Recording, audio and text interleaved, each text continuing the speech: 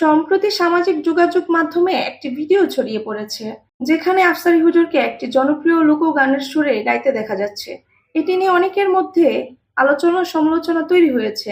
কেউ বলছেন, একজন ইসলামী বক্তার এমনভাবে গান পরিবেশন করা তার মর্যাদা ও দাওয়াতি কাজের সঙ্গে সামঞ্জস্যপূর্ণ নয়। আবার অন্যরা মনে করছেন, বিষয়টি ভিন্নভাবে দেখা যেতে পারে। ধর্মীয় ব্যক্তিদের প্রতিটি কাজ মানুষের কাছে বার্তা বহন করে, তাই তাদের কথা ও আচরণ এমন হওয়া উচিত যাতে বিভ্রান্তি বা অপ্রয়োজনীয় বিতর্কের সৃষ্টি না হয়।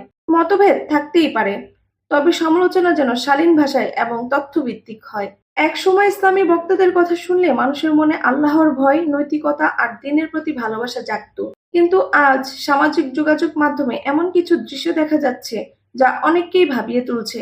সব সখীরে পার করিতে নিব আনা আনা, তোমার বেলায় নিব সখী তোমার কানের সোনা, এভাবে আফসারী হুজুরকে গান গাইতে দেখা যাচ্ছে। অনেকের প্রশ্ন, একজন ইসলামী বক্তার কাছে মানুষ কি এমন বিনোদন আশা করে, নাকি কোরআন সুন্নাহর আলোকে দিক নির্দেশনা আশা করে?